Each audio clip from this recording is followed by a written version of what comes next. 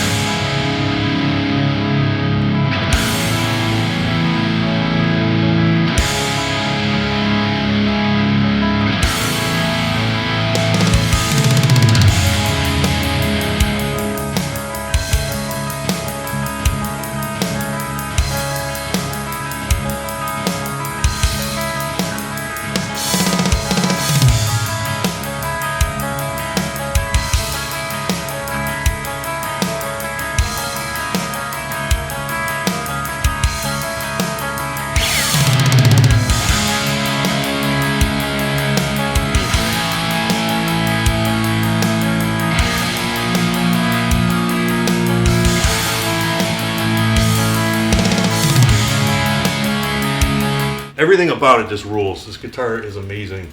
I got this one in E flat standard, and I've said enough. Yeah, let me move on to the next guitar.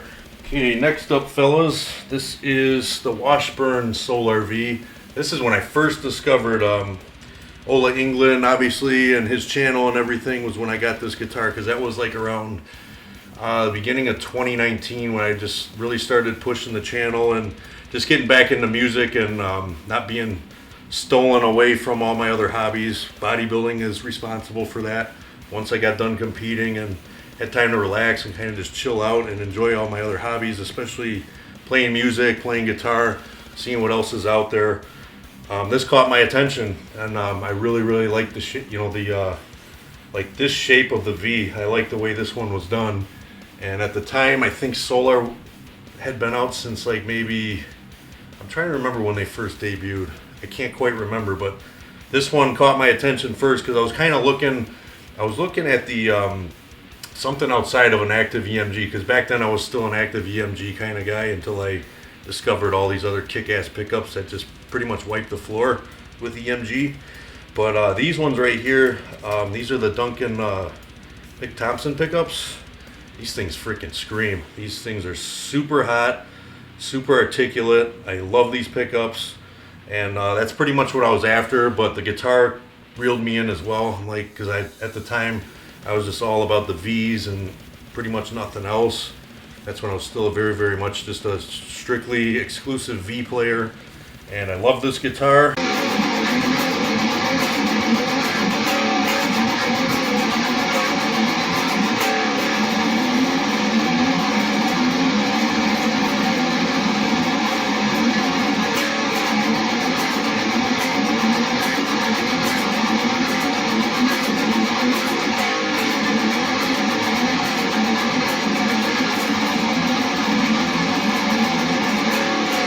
The only problem I have with this thing is, like a lot of pretty much every Indonesia guitar that I've had still currently, frets not so good. I mean, it was fine, you know, like the first year that I had it, and the fret sprout on this one is the worst I've ever seen. It's getting worse still. I don't understand, because this thing has been around since, like, I want to say, what's that serial number? I mean, this guitar's been out for a significant amount of time, and it's been in, you know, where'd this come from? Yeah, this one came from Indonesia too, so it's been on our soil in America for a while, and it should have adapted, you know, and got used to the climates over here. It was given more than enough time for that, and it's just, like, every time I pick this thing up, it feels like it's just getting worse. I mean, I don't know if you guys can see that or not, what's happening to those frets. By the way, I got my camera turned around the other way because the other camera where I can see what I'm doing, it's for some reason it's looking like shit, so I got it aimed the other way. But these things, I've already filed them once, and the fact that they're popping out the side right there where you would normally on some guitars would have binding, they are not comfortable. And it's like the only way that I'll get rid of that is if I actually start filing into the wood. So this is like the worst fret sprout that I've ever seen. But aside from that, this thing sounds incredible, plays incredible, blah, blah, blah, blah, blah. This thing is awesome. I've had a lot of good times with this guitar. I've done a lot of really good recordings with it, just a lot of sessions of just jamming and shredding on this thing. But that fret sprout, that's very disappointing. It sucks, to be honest with you. Let's move on to another guitar. All right, I'm starting to get sweaty. Gotta take that hat off. So here's another beast, ladies and gentlemen. This is just a bolt-on. This was a speed loader, and it was converted. I got this one from a seller in France, and when it arrived at my doorstep, the thing was just beat to oblivion. These points got seriously effed up, and my local luthier buddy had to take care of that and just try to blend it in the best he could. He did pretty good though.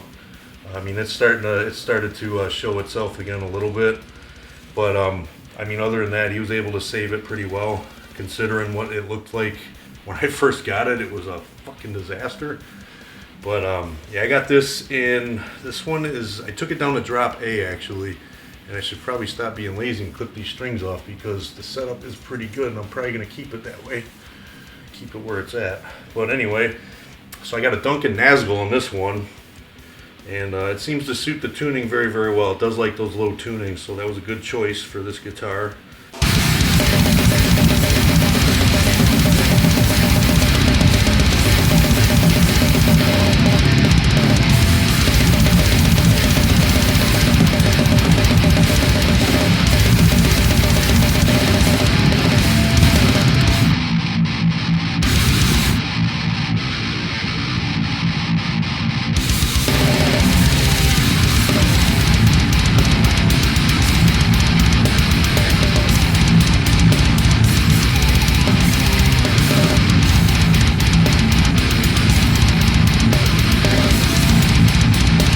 These speed loaders, they have a different kind of saddle on here. We just went ahead and just had to put like the traditional Floyd Rose style saddles on here. I think we got them from All Parts, so we just matched them all up, got a set of 6 of them, and just basically turned it into, I got the Floyd actually blocked, so this is not in operation. Otherwise I would have to get a different nut and everything. So yeah, since I don't do a whole lot of you know, beating down on the freaking Floyd and doing a bunch of soloing, just a bunch of whammy shit, I just a lot of them I just block them because I don't really use them. I'm just more of a rhythm riff kind of guy, so I just keep it at that. But this is kind of a cursed guitar because it got beat up in transit, and then it was like maybe after I got it fixed, about a month or 2 later, I came home from work and the thing was laying on the floor. What had happened is one of my my hangers out of all the guitars I had up on the wall, other ones that weigh significantly more than this because they're basses and they weigh more, this guitar decided to try to run away, and it basically jumped off and fell on the floor, and had some damage to the electronics and a couple other goodies, like some of the tips got re-fucked up, and they show right now, which kind of sucks, but I never know what I'm going to get when it comes to this guitar. But other than that though, kicks ass. So let's go look at another one. Oh yeah, this guy right here. Moser Bastard V right here. This thing is sick. Very, very sick guitar. This was an import model. These were made in Korea. You don't see these too often anymore. I remember years ago, like maybe 6 years ago, you'd see them quite often. I'd see them pop up on Guitar Center's website and the used, the used stuff that they had quite a bit. And back then, I think you could get them for like $500-600 around there. And now people just want stupid money for these because the more and more rare that they become, the less you see them. Obviously, the price goes up.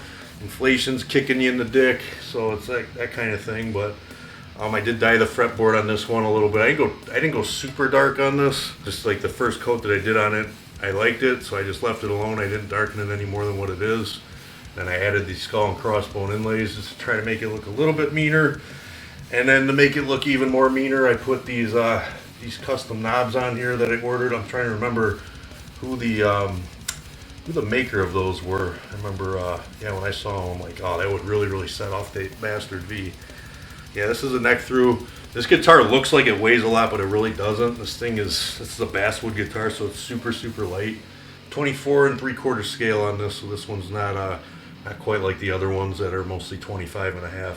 Thing plays great. The pickups are a little underwhelming though. That's one thing a little bit negative about this guitar, where I gotta significantly adjust the settings when I go to play with this, because this pickup is it's pretty lackluster, to be honest.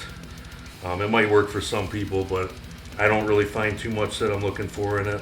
But yeah, I just have to adjust accordingly when I use this guitar.